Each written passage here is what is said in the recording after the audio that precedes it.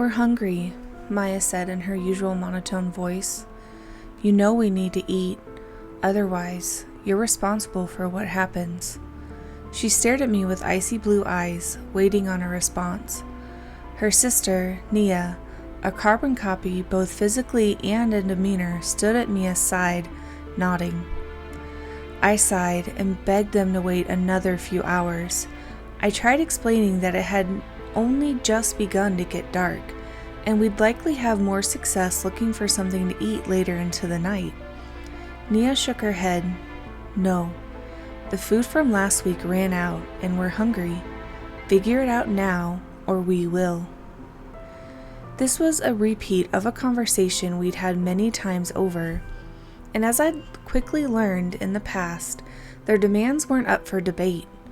Reluctantly, I opted for acceptance and went to grab my keys from the counter while telling the two young girls to get into the car. Large smiles appeared on their faces as they sprinted off. In the 2 years they'd been with me, I'd only recognized them exhibiting an emotion close to happiness a few times, and each of those moments was directly related to having the opportunity to eat. Lately, I found myself becoming more and more annoyed with the two. Their appetites had ramped up considerably over the last couple weeks, and there were quite a few times I'd been on the verge of denying them outright. However, their casual reminders of the consequences of my decisions always brought me back to the place of acceptance. Still, as I watched their reactions to going out, I caught myself, at least for a second, believing they were two ordinary girls off to get a Happy Meal, or to visit their favorite park. A smirk crossed my face as my brain conjured up a fictitious normal reality, but that smirk quickly died as the actual reality of the situation set in, when they called for me to come along. Slowly, my pure yet misguided thoughts melted back into feelings of disgust and frustration.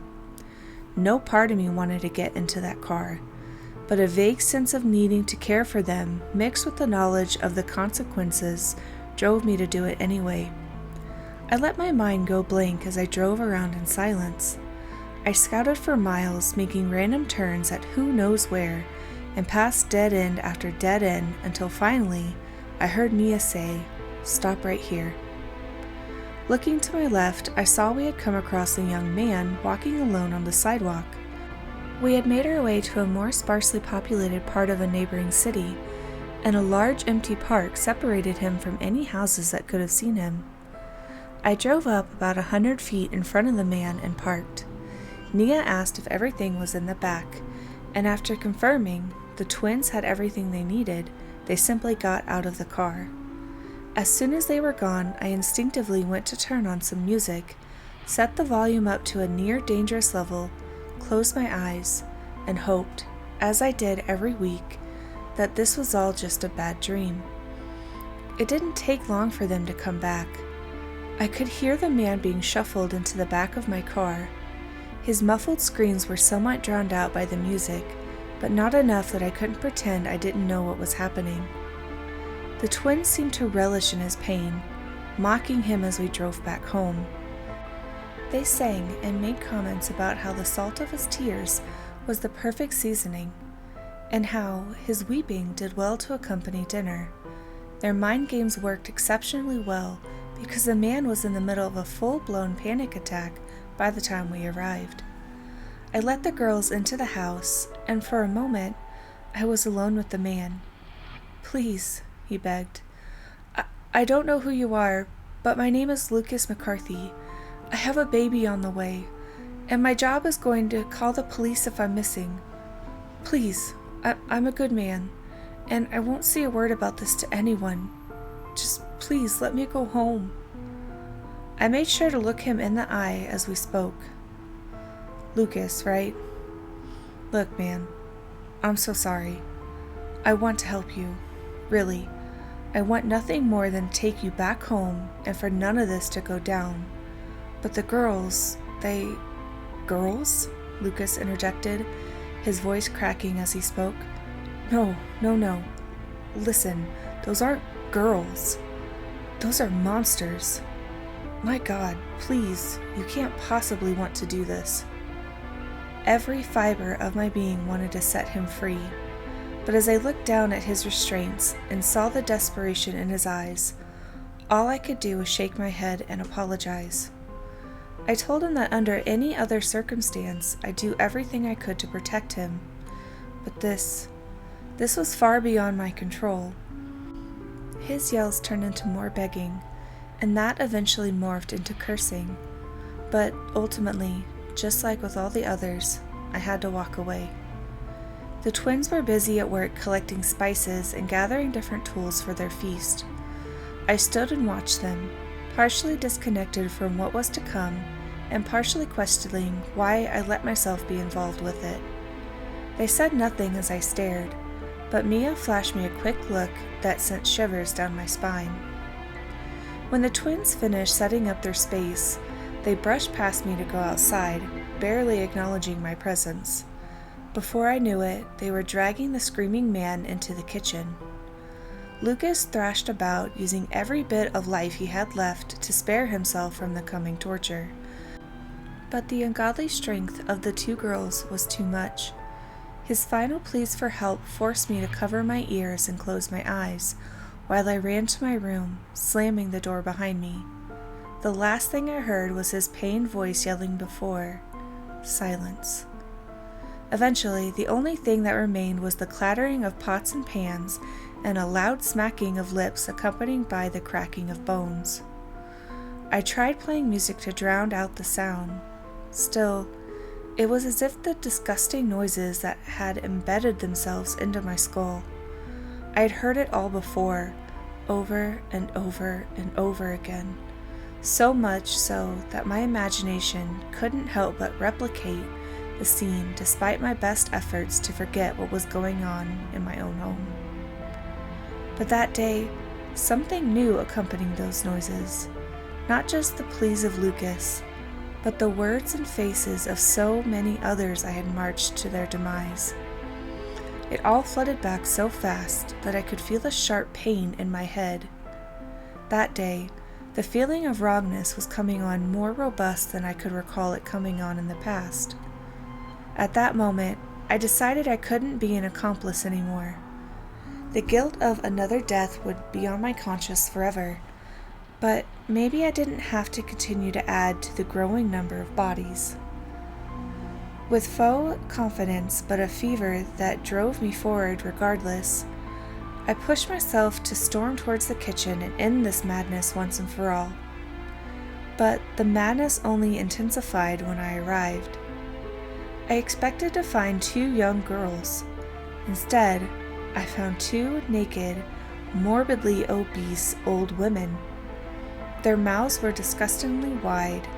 This allowed them to literally shove globes of flesh down their throats, with two long black tongues slithering like eels around their forearms, picking up every piece of fallen meat. What was once pristine blonde hair now was a dirty, oily, stringy mess, and their pure blue eyes had become entirely black. Blisters and bruises ran across their body, letting pus flow freely from their disgusting holes. But worst of all was the smell of the vile creatures. Human flesh mixed with the indescribably pungent odor. The transformation made me stagger back and gag. I couldn't understand what I was seeing. My brain darted back and forth between pure fear, confusion, and a wretched disgust. Frantically, I scrambled for the door, but I couldn't seem to open the dang thing in my panic.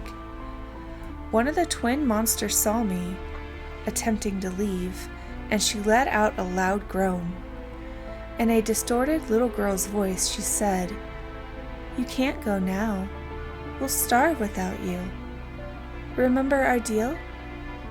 If you don't keep bringing us food, we'll get so hungry we'll have to consume your whole family." The other stood up and hunched forward, a brownish-red liquid dripping from her mouth. "We're so hungry. Please don't let us starve." As they spoke, a familiar feeling came over me. These women, these things, were pure evil, and yet I wanted to take care of them. I didn't want to just let them starve. I blinked, and for a brief moment, they went back to just being little girls. The flesh they were consuming didn't look to be flesh at all, just pieces of candy strewn about the kitchen floor. I wanted to reach out and tell them everything would be okay. But in a flash, reality snapped back, and I could see them both closing in, long arms outstretched trying to grab me. I screamed at them to get away and kicked at the air in a desperate attempt to create space. Undeterred, they closed in. As they did, they laughed about how sweet my skin looked and gleefully sang about how a good meal deserved an even better dessert. Only with a last-ditch effort did I manage to unlock the door and sprint the short distance to my car, just barely escaping the two as they reached for me. As I drove off into the night, the last thing I saw was the twins, back to just being little girls standing by the door holding hands. They didn't yell for me, nor did they try to follow, then or ever.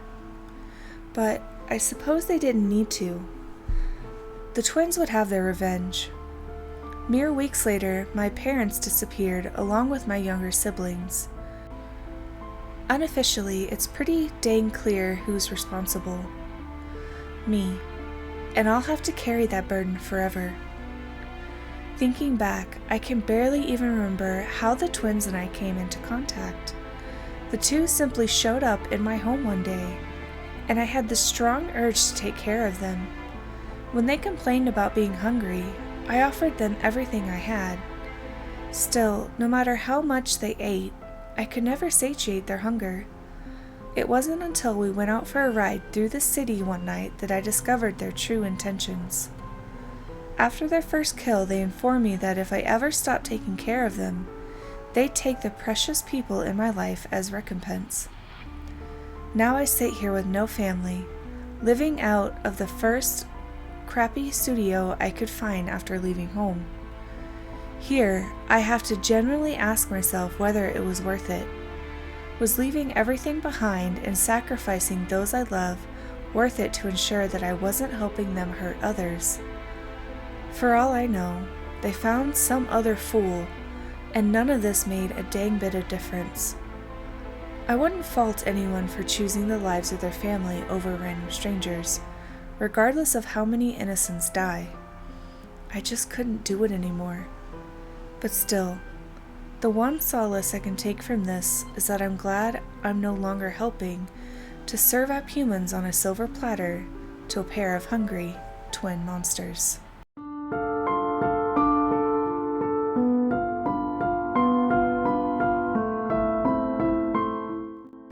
The last 2 hours of the drive were a nightmare. By the time I left New Brunswick and hit the 104, my head was about ready to burst. I was so focused on finding my exit that I didn't even notice how long I'd been sitting in the same position. I took my hands off the wheel only to see 2 matching prints right where they rested. Gross, I thought. All this driving is really taking a toll on me.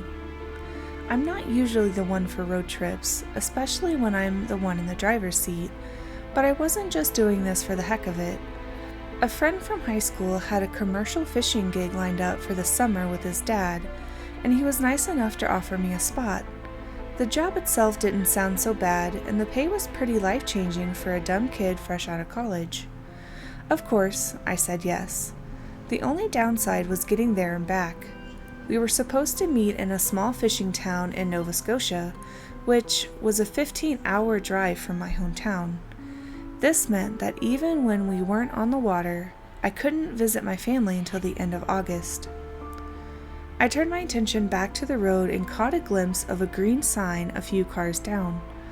I couldn't make out what it said, but I knew it must have been my exit thanks to the busted GPS on my center console. The screen protector was peeling off and the voice stopped working altogether. I'm not technically allowed to use it while driving, but it's not like highway patrol officers pay enough attention to catch me eyeing it every now and then. My mind made a note of the fog that was starting to creep in over the treetops as well. This isn't the summer weather I was hoping for. I can remember walking to school in the fog as a kid. I always loved how quiet it got. No one was out walking their dogs or tending to their lawns. Nothing but the sound of morning birds calling out in the distance. Those were the days I looked forward to back then. Oh, what I wouldn't do to go back. The trees on the sides of the road started to taper off into a small clearing where the highway turned into a run-down asphalt lane. There was no welcome sign on the way in, just an old white chapel with a cemetery and a picket fence. I recognized the Canada Post logo on a small brick building with 2 front doors. I can only assume the other unit was a gift shop or maybe a rest stop. It was in stark contrast to the rest of town, which was made up mostly of brightly colored wooden buildings, the ones they used to show on travel ads for small coastal communities. I considered moving into a town like this a while back, but trust me, the people there are nothing like you'd imagine. Real estate is pretty expensive these days, so a good number of people living there are retirees and snobby 50-somethings cashing out on inheritance. You'd be lucky to find anybody who grew up in the culture, but I had a feeling this place was different. One heck of a fishing town. I pulled into a lot at the end of the road and eagerly got out of my vehicle, but I didn't get the warm welcome I had hoped for. I collapsed back into my seat as my lungs took in the immense mist. It had a very heavy, gaseous quality to it, as if I was inhaling helium from a balloon. How'd it get so thick? I said to myself, having not realized how harsh my voice had gotten. I started forward toward the gravel path that led into the village, most of which was covered by patches of grass that spilled over from the sides like dark clouds in a clear sky. Most of the houses stood atop stilts to account for the thin strip of land they were built on. It must be at least a little bit disconcerting living on the edge of a small cliff, knowing that any minute you could plummet into the depths along with your home. It's something that happens more often than you'd think. Usually, it's caused by erosion eating away at the ground by the foundation. The homes themselves were still pretty cool regardless. Trust me, I would have loved to pull out my phone and snap a couple pictures of the town, but it just didn't feel right. It felt like one of those places that should be kept in memory only, not to mention the fact that I was an outsider. And it doesn't seem like the kind of place that sees many visitors. I made my way to the pier at the end of the plateau and bent down to get a better feel for the water. For clarity's sake, I don't know much about fishing or navigation, but for some reason it just felt right. I lowered my hand into the murky blue abyss before me and shuddered. It was like sticking my hand into an ice pack, to the point where I could feel chills passing through my entire body. I better not get thrown overboard. There's no way I'm going in there. It took me a few seconds to notice just how calm the ocean was. There wasn't a single ripple in sight, but it's not like I could see very far in the mist anyway. I'm sure Jeremy and his dad are already out on the boat anyway. Right as the thought came to me, I felt buzzing against my left thigh. I opened my phone to see 3 unread messages. 2 of them were from my friend and 1 from his dad. The cell service here was shoddy at best, so I was getting their texts anywhere from 20 to 40 minutes late. Hey man, don't worry about being ready. We won't be back for a few hours. Jeremy always texted like he was writing an essay. He never used any of the common slang most kids our age did. His dad, on the other hand, didn't even bother to use capital letters at the start of a sentence. You here yet, bud? He wrote carelessly like he was in a hurry. Guess I'll be stuck here for a bit. I sat down on the edge of the dock, careful to keep my feet above the waterline. I pulled out my dad's old Swiss Army knife and started flicking through each tool one by one. I have fond memories of helping him carve out the pieces for it from a basswood tree. He wanted to keep it as its natural color, but I insisted that it should be painted black. Without warning, the sound of heavy footsteps against the brittle wooden dock made their way towards me from behind. I stowed the knife away in my pocket and whipped my head around, half expecting somebody to come and kick me off their property. Instead, it was a rather nice-looking old man in navy blue waders and a fisherman's cap. He raised 2 fingers to his lips and collected a half-smoked cigar before opening his mouth. "Evening." The man spoke with a stern, warm tone that was both unfamiliar and comforting. "Hey there," I replied, followed by my usual nod and smile. The man continued past me to the end of the pier and cast his line. Is the fishing here any good?" I asked, trying to strike up a conversation, knowing that he'd probably give me an answer I didn't have the know-how to make sense of. "Only when the tides are up like this. Lots of fish stick by the shores for safety when the big ones are around. Some of them never go back. I guess I'd rather die on the beach instead of ending up in the jaws of something mean. Now, what's your name, kid?" His question caught me off guard. "Daniel. And yours?" "Charles. Hey, if you've got time, you should stop by the inn. It's the yellow building over that-a-way. I'll even buy you a drink later if you're old enough. Or, I can always keep a secret," he chuckled. "That won't be an issue," I hesitantly assured as his infectious smile spread right across my face. His brief description was all I needed to see what Charles was pointing at. A 2-story lodge sat on the raised flat of a bedrock that overlooked the Atlantic. Not too bad. I continued my foray into the village, leaving the old man to his line. For the next hour, I watched the sunset behind a lazy veil of gray. I had been in the middle of a mental contest to decide whether the sun would disappear past the horizon first, or if its light would be consumed by the mist. It had gotten so bad that I could feel drops of water forming, then pouring down my cheeks like tears. I should get inside before my clothes are completely soaked. Time to see if that old man keeps his promises, I thought to myself, silently surprised at my own lack of apprehension. I'm not one to go to many parties or do a whole lot of drinking. Don't get me wrong, I'm an extrovert, so I like the attention, but the thought of losing control scares me. I'm the kind of person that takes a little while to come out of their shell. Not that meeting people makes me nervous, but more so because I'd hate to let the wrong people into my life. I'm cautious that way. I marched up the stairs to the porch, making sure to shake off the loose water droplets on my jacket. A similar thumping sound started from inside, matching that of my own boots. The door swung open and I was met with an eerily inviting grin. "You must be cold. Come inside." Something about this character didn't sit right with me. The man's smile gleamed unnaturally. His teeth were as white as snow, and his eyes stared beyond me, yet still gazed into mine. I gave him a grateful nod, careful not to make eye contact, and made my way to the bar. "What can I do you for, friend?" asked the sharply dressed man behind the counter. "I'll have a cooler, whatever you guys have."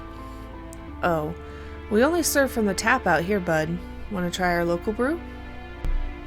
The man that welcomed me in let out an overly sarcastic howl before his harsh lips met an half-empty glass.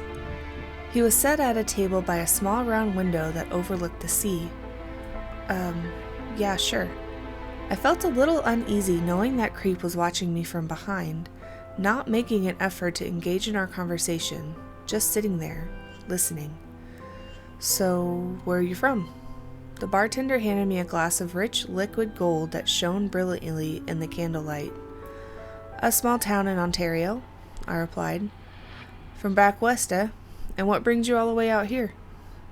I hadn't even dawned on me that I went the last hour without checking my phone. Guess I got carried away, I thought before answering his question. "Just a little fishing trip with a buddy of mine." I finally felt myself starting to relax until my eyes parted from my drink and met a frightened look from the bartender. His smile faded as he asked, "You don't plan on straying far from the coast, do you?" Well, we had a few spots by Sable Island, but nothing past that." His eyes helplessly darted in the direction of my greeter, then back to me. I can only imagine what the other guy's face looked like at that moment. The bartender opened his mouth to speak, but closed it just as quickly as the door swung open. I recognized the familiar sound of steel-toed waiters. Charles scanned the room without a word, as if he knew exactly what was said. He looked back at me. "Guess you guys haven't told our new friend about the fog yet." "The fog?" I asked. "No one comes back from it." Charles gestured towards a barrel sitting behind the bar. That one, in particular, was marked with a strange insignia I'd never seen before. It was difficult to make out, but it appeared to be a crescent shaped atop a lotus. "I'll have the usual, thanks, Michael." There were too many thoughts running through my mind for me to even react or acknowledge the old man, but his voice brought me back. "Long before I was born, there was a young man, not much older than yourself, by the name of Captain Kinsley Chapman.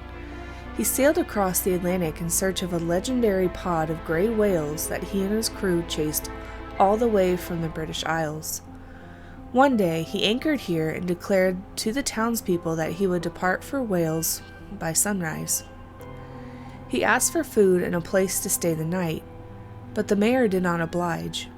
So, he struck a deal with him that if he caught up to the whales by midday, he and his crew would be given shelter in return for a small share of the spoils. On the other hand, if they did not return by then, their ship would be forfeit. The mayor agreed to house Chapman and his crew, but many of the townspeople urged him to stay until the midsummer fog had lifted. They warned him that if he ventured past the coastline, he'd meet the fogwalkers. "Fogwalkers?" I asked, my head still in a whirl. "Few have ever seen one and lived to tell the tale," Charles replied in a somber tone. "So what about Chapman?" "Captain Chapman left first thing the next morning and was back by noon. And to the unsurprised horror of the townspeople, his crew was reduced to bloody puddles on the deck, and Chapman was found impaled through the chest by the mast of his own ship." Those last few words shook me to my core. Suddenly, everything began to feel alien again. The room, the furniture, and the people that filled the space in between. Their faces looked as though they were stitched together in a feverish mind, made up of misshapen memories. They were familiar, but not in the way I could put names to them. No, they were familiar in the same way as the faces I saw as a baby, things locked away deep in the mind's abyss. I could feel myself beginning to panic as Charles's story set in. My body and mind agreed that I should be somewhere else at the moment. I stood up and slowly started walking out the door. "Hey Daniel, where are you going?" a voice came from behind. "Daniel!" I picked up my pace. The voices grew louder as they all shouted in unison. "Don't let him get offshore." It was pitch black. The only things I could see were my feet and small sections of ground under them as I ran. Thick gray mist flooded in and out of my body, too fast for me to handle. A dark film covered my eyes and my head became light. My chest tightened as a grip on my lungs until they were nearly in my throat. Shit, my car is parked up the street from the inn. My mind was racing, lost out in the void with nothing but the voices behind me, urging me to stay. But in my shaken state, no one could stop me from reaching my destination. "Hey kid, stop." I heard the ever-condescending voice of the greeter just 3 meters to my rear. How did he get here so fast? My whole body went numb. I couldn't feel the pain in my chest or legs anymore, nor could I feel the heft of the air rushing through me. Suddenly, the weight of my body was lifted off of my feet as the ground was swept from underneath me. I hit the ground with a pained grunt as I felt tiny fragments of bone pierce the base of my thigh. "Over here, on the beach," exclaimed a voice, belonging to someone on the ridge I had fallen from. I raised my head and spotted a well-worn wooden rowboat, but in my condition, I had to crawl to close the 5-meter gap between me and it. I planted my forearm in between 2 rocks and pulled myself forward, wincing at the sensation of dragging my now limp leg across the pebbles. With each pull, I grew closer to the stern. With every searing breath I drew, the difference diminished. With every teardrop that leaked from my bloodshot eyes, I carried myself just a little further. I see him. He's getting in the boat. It took everything inside of me to lift my body onto the boat. One arm, two, head, shoulders, chest, torso, waist, one leg. I let out an anguished cry as 5 sinuous fingers wrapped themselves around my left ankle. I turned to see the delirious eyes of the greeter. "I can't let you leave," he said through gritted teeth. "I wasn't asking for permission," I replied as I retrieved the black box from my pocket. I withdrew the dull blade and hurled it at him, striking his abdomen. He let out a horrible ear-splitting scream as he clutched his wound. I lurched forward, grabbing the oars and thrusting them into the beach in a single motion. "You'll regret this, Daniel," exclaimed the bartender. I expected Charles to chime in to let me know that he wasn't the trustworthy man I had gotten to know, but he said nothing. He only looked on with sad eyes as I coasted offshore. They were the last thing I saw before the coastline faded out. Jeremy. He never texted me back. I clutched my phone so hard I almost crushed it in my palm, frantically typing in my code and managing to get it wrong twice, which only heightened my sense of dismay. I tried his number, hoping for any kind of communication, but to my horror, I was met with the sound of his ringtone just a few meters away. Pieces of debris began to float into view. First was a wooden plank, then 2, then 5, then an oar, then another one that had been split in half, then... Encased in plastic was a small rectangle that illuminated the water around it. The water behind it churned. Rolling wake moved in my direction, rocking my boat and sending me flying into the stern. "Please, I'm done with this. Just leave me alone." The fog began to move. A towering pillar of white lifted itself from the sea and planted right in front of my vessel. Another column moved effortlessly to meet the other as though it were only a few dozen pounds. As the fog around them cleared, I noticed that they had grotesque wrinkles and complexions like legs of elephants. But there was no hair, only a thick layer of sickly white skin that was loosely shrink-wrapped to God knows what. My throat tightened as one of them started to move again, only this time there was no space left between us. All I could think of was the release of death by the hand of whatever monstrosity lied before me. Tears leaked from my eyes as they made their way up to the 2 gaping black holes that looked over me.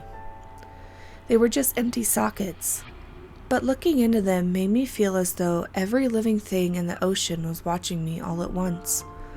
It stood taller than trees and buildings, with a silhouette that was human in nature, but it was far from human. Its long, lifeless arms stretched far into the deep. It looked like something a child would make from a clay or plastin. The creature lifted its leg over me, and I blacked out. The only thing I could remember was feeling cold water sucking the air from my lungs. Next thing I knew, I was running for my truck, flickering in and out of consciousness like some sick nightmare. I drove back home, and now I'm here, writing this post. I haven't called the police yet, and honestly, I don't plan on it. How do I explain what happened? Anyway, I'm going to the hospital today for x-rays, so wish me luck. I'll give you guys an update on all of this when I've had time to get my head on straight. It's been a week. I had to spend 3 nights in the hospital for my broken leg, but I'm back now, so no worries there. In case you were wondering, yeah, my head is still spinning after everything that happened, but ever since I got back, I've had this feeling that I didn't get closure. Maybe it's the fact that my friend and his dad are missing. It feels like there's more to it, though, like something is drawing me back to that place. I filed a missing persons report, but so far it's come up dry, so I'll keep you guys posted on it. On another note, for whatever reason, my first post got removed and I'm not able to repost it anywhere. I've tried a few different forums, but nothing is working, so we'll see what happens with this one. It's been 2 weeks since it all went down, and not much has changed. No clarity on any of this. As for the case, it's still ongoing, but something about it doesn't feel right. The police made no mention of the debris I found, which has me thinking that there's something else at play here. I won't bore you with my conspiracies. What matters is that I'm going back to Nova Scotia in December. I can't let this feeling persist in my mind. Something wants me back there and I don't know what, but if it can give me some answers about what happened in that town, I'm willing to do just about anything. As for my long post, it got taken down from every forum I posted it on. Someone doesn't want this getting out. I'll try my best to reinstate the original, but I'm about ready to give up. My accounts now have something on them that instantly removes whatever I post, so if you're reading this, my story must have somehow gotten leaked. Anyway, I won't be posting anything until I get back there. For anyone that might be reading this, whatever you do, stay away from the East Coast.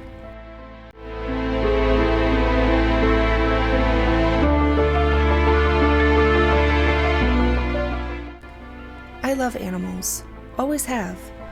When I was young, we had all kinds of pets: dogs, hamsters, rabbits, fish, gerbils, ferrets, and, for a short while, even birds.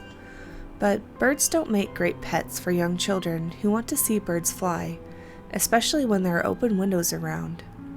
The only pet I never had growing up was a cat. My mom is severely allergic to cats, so it just wasn't going to happen. In time, as all children do, I grew up. I went to school, graduated, got a job, and all the adult things. I even found an adorable little one-bedroom apartment not far from my office. It sits just on the edge of a forest preserve and has a small back patio that looks out into the woods. My favorite thing to do is sit on my patio on foggy mornings and drink coffee while watching the mist recede into the trees. Once I was on my own and out of the dorms, where pets weren't allowed, I was desperate to get a cat. So when I saw her scrounging for scraps in the dumpster behind my office, it felt like fate. She had a badly mangled tail that hung limp about an inch up from its base. She needed medical attention, so I couldn't just ignore her. Especially when she was so sweet, weaving between my legs, purring and rubbing against my shins the way cats do. A rich tricolor calico, with eyes like emeralds, she came right up to me with no fear. It's like she instinctively knew I would help her, protect her, and I did. I immediately took her to the emergency vet. They wouldn't see her until I put down a payment, so I basically maxed out my credit card. But a few hours later, she was home with me, albeit now missing most of her tail. For the first few weeks, things were great. She was recovering nicely, regaining her balance and following me around like a shadow.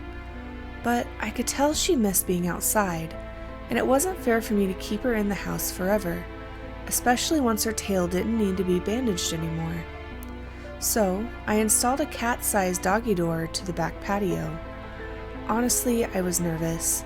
I worried she wouldn't return, but so far, she always has. At first, it was a relief to see her sprint out of the woods and onto the patio, but now I dread it. A few weeks ago, on a Monday night, she came home as usual, but she brought a gift with her, a small brown field mouse. I've heard of cats giving their owners a kill from the day's hunt. Maybe it's a way to teach you to hunt. Maybe it's a token of affection. Regardless, it's pretty natural. And as much as I hate seeing any animal that has suffered, cats hunt mice. It's just what they do. So I didn't think anything of it. But the next Monday, she came home with a small bird, gray, brown, and white with brilliant splashes of yellow on its chest and wings. I didn't think too much of that either, honestly.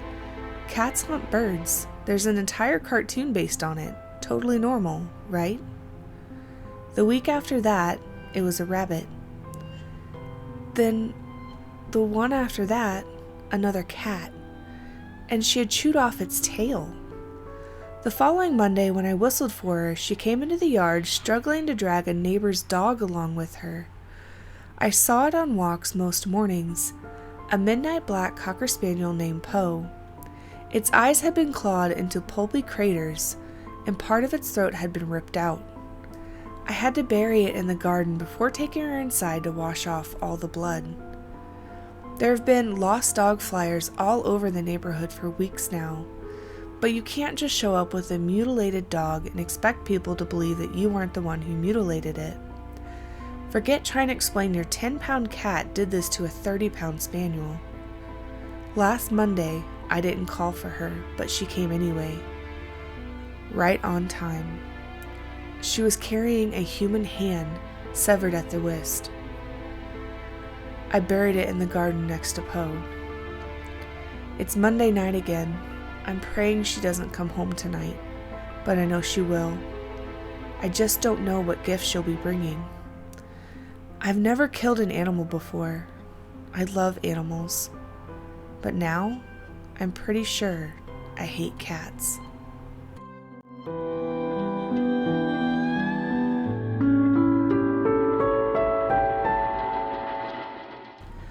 I've been single my entire life. I really don't mind it. It's just how I've always been. And yet, I still buy Valentine's candy and a card every year. That simple thing saves my life. I moved to a small town right before starting high school. It was difficult trying to make new friends and adjusting to an entirely new place at the same time. By the time February rolled around, I was finally feeling as if I'd gotten into the groove of things. I had only made a handful of friends, and to my shock, the first time I was ever asked out on a date was a week before Valentine's Day. I felt awkward going out with a girl who I'd never spoken with before, so I turned her down. She got angry, claiming she had other options and was just being nice. That might be the case, but her extreme reaction confused me. When I was able to, I asked my friend Travis about it. "Oh yeah, you die if you're single on Valentine's Day. You get your heart ripped out and everything, so find a girlfriend for the day," he explained, and I scoffed at the idea. "Come on, you don't expect me to believe that, do you?" I asked, thinking he was just pulling a joke on the new kid. He acted as if he was just giving me some facts. He was looking at me as if I was crazy for not knowing about getting a date or anything. I told him he was crazy, but he just shook his head. "It happens every year. Someone gets their heart ripped out. It might not be in this town, but it's nearby, and it's always someone single. I guess you can risk it, but why? It's just one day," he said, trying to defend his point. This was before everyone had a cell phone in their pocket, so I couldn't look up deaths of people missing their hearts right then. I made a note to research it later so I could call him out on his urban legend. I crossed my arms, still not buying what he was saying. "That's stupid. Are you saying what? Someone knows you're single and kills you?" I pressed. "A person doesn't do it. Some sort of monster does. No one has lived after seeing it, but people said they heard drums and then found someone without their heart." Travis was again looking at me as if I should know all this. "A Valentine's Day monster. Really? Well, Christmas has Santa, and there's an Easter bunny, so why can't Valentine's Day have something?" For the next 10 minutes, I roasted his idea and belief in the Valentine's Day monster. At least he could take it all as a joke, even if he did believe the murders were real. He wasn't positive a monster was doing it, but could offer up no other reason behind the deaths. And he wasn't risking it. He already had a date lined up with a girl he didn't even like. I still thought the entire idea was dumb. The rest of the school didn't share my outlook. As the days slowly got closer and closer to the fated day, the students got paired up with each other, some done out of safety, other using the monster as an excuse to finally ask out their crush. I received a pity offer, but I refused all of them as an act of rebellion against this stupid small town's tradition. I just watched as everyone started dating in fear of death. The store sold out of candy and cards pretty quick.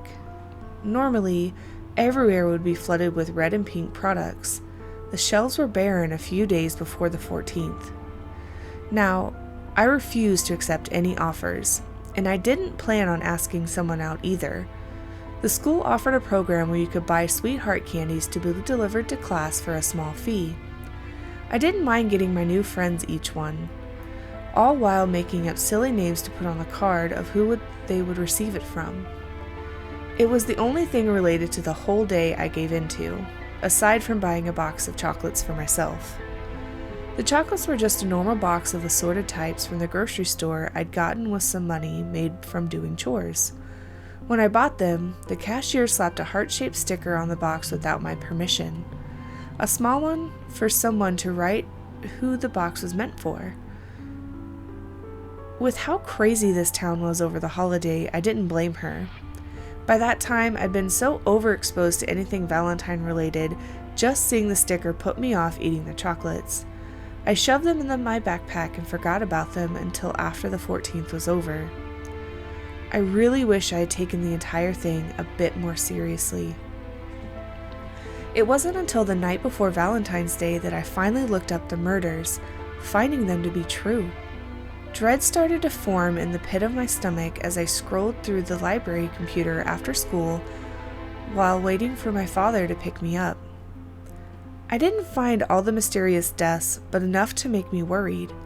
3 people were found with their hearts missing. The police said from the state of their bodies they were killed on Valentine's Day, even though their bodies weren't found right away. An entire town was warning me about this, and yet I still sat in shock after finding out it was true. My father finally got me from school, but told me I needed to walk home the next day. I sat in the car, silently debating on what to do. He just chalked up my distressed state as normal teenage behavior. I didn't sleep that night. I tried thinking of names of students that might not have a date, all while knowing it was useless. When the clock turned midnight, and it was officially the 14th, I nearly had a panic attack, convinced the monster would swoop in to take my heart. The only way I got through that night without a mental breakdown was to shift my train of thought back to what it was before looking up the murders. A Valentine's Day monster was stupid. It wasn't real. Some heartless store manager saw the murders and made up the story to sell more products through fear. That was it. It had to be it. I remained awake all night. In the morning, my mother noticed how I looked and offered to let me stay home. I refused, secretly hoping I could find a date if I went to school. The place was abuzz with new couples and gift exchanges. As I walked down the hallway, a few students looked at me with pity in their eyes. Most knew my single stance and how I would be the monster's top choice, if it was real. No one went near me that day if they could help it. My few new friends awkwardly trying to find reasons to rush off as I tried to talk to them. All of them having temporary new girlfriends gave them a good enough reason to be left out. My candy heart prank wasn't funny. Some thought it was, but I couldn't find the humor in anything that day. Instead, I spent it looking over my shoulder, expecting to hear drums at any second. The final bell rang, and Travis was brave enough to walk over to me for a chat. I think he thought this was going to be our last conversation. The idea got him motivated enough to walk over, but not to find the words. "Do you, want to come over? I'm going out today, but maybe we can hang out beforehand? There's a really good show," and he trailed off, feeling awkward. "It's fine. I'll just chill at home. My parents are going out and won't be home until after dinner, so I have the entire place to myself. That never happens. They'll finally think I'm old enough to be trusted to be left alone," I explained, determined to still not believe in this nonsense, even though I was terrified. Travis nodded, looking pale. He wasn't brave enough to press me on hanging out. After all, he was certain I was going to die that night. He didn't want to be around to see it. "I'll talk to you tomorrow," I said, and gave him a shaky wave. He gave one back and started to hurry over to his new girlfriend. When you're a teenager, everything is a big deal. As I walked away from school towards home, I felt like I was walking towards my own death. The sky was overcast. It made me feel even more gloomy. I kept mocking myself for my mood as I walked along the neighborhoods that had become familiar to me over the past few months.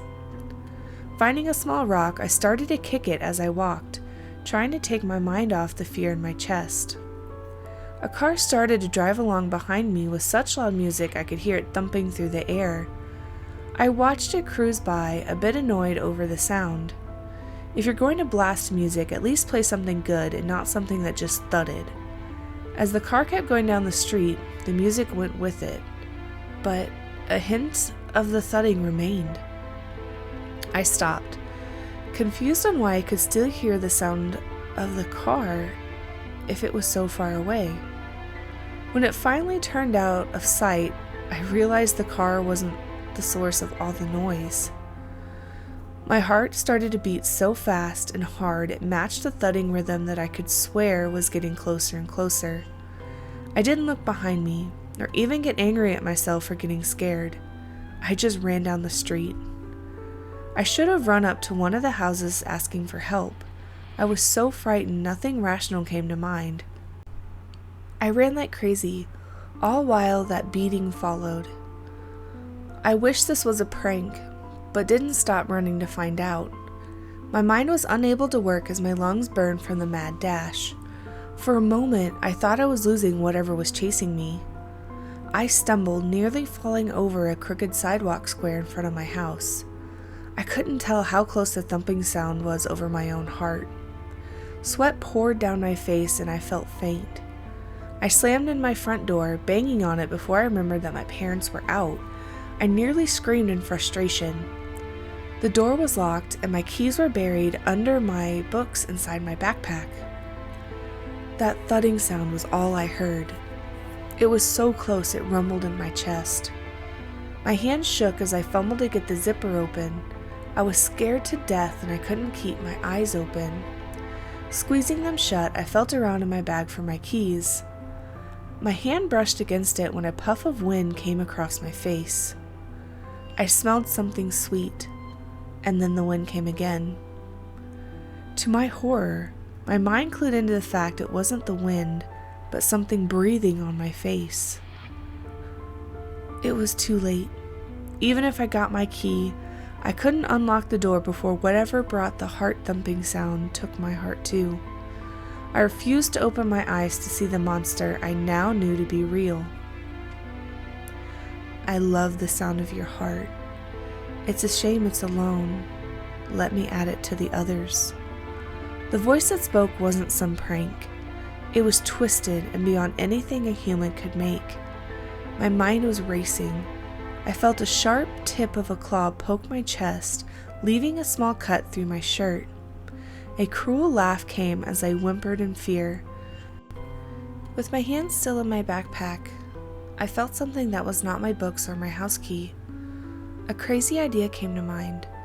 It was either that or death, so I grabbed a hold of the only thing I could think of. Yanking the box of chocolates from my bag, I held it out to the monster I still refused to see. My voice strained and shaking, I asked it a question I prayed would save my life. Will you be my Valentine this year? My heart nearly beat out of my chest. Opening my eyes a crack, I could see the box in my hand, but not the creature that brought along countless heartbeats that mixed with my own. I should have died. Instead of clawing out my heart, the twisted hand with razor-sharp nails reached out and took the box. I forced my eyes shut, my entire body shaking. Something brushed my face, causing me to tense up so much it hurt. That clawed finger brushed some hair from my face with another cruel laugh. What a cute child you are. I'll accept this gift this year, but someday I'll be back to claim your heart. I bit down on my tongue, trying not to scream in that horrible voice. With one final laugh that rattled my bones, the thudding stopped. It took me forever before I gathered up the courage to open my eyes. Nothing was on the front step. I was alone. And if it wasn't for the rip in my shirt, I would have thought the whole thing came about due to stress and lack of sleep. I didn't tell anyone what happened. I mean, who would believe me? I went to school for the first half of the day on the 15th. I had barely slept for 2 days and needed to take the rest of the day off. But I didn't want my friends to think I died. All of them looked shocked I'd lived. I said I just got lucky. The school moved on. The short-lived relationships caused by that day fizzed out. As time crept along, I started to dread knowing Valentine's Day was coming yet again. I bought more candy, roses, and a card, expecting a visit from a monster. I should have just gone along and dated someone, but somehow the idea of it was more stressful than dealing with a monster. I anticipated and feared Valentine's Day, only to have nothing happen. Nothing happens besides the fact that the gifts I addressed to the creature go missing overnight. As the years carried on, I kept buying different gifts with the same result. As I've gotten older, I've heard those terrible heartbeats faintly on Valentine's Day. Each year, the sound gets louder. I think this year is finally going to be when that monster shows itself. Again, just asking someone out may save my life. But I think if the monster does show up, I'll ask it the question yet again. But this time, I'll keep my eyes open.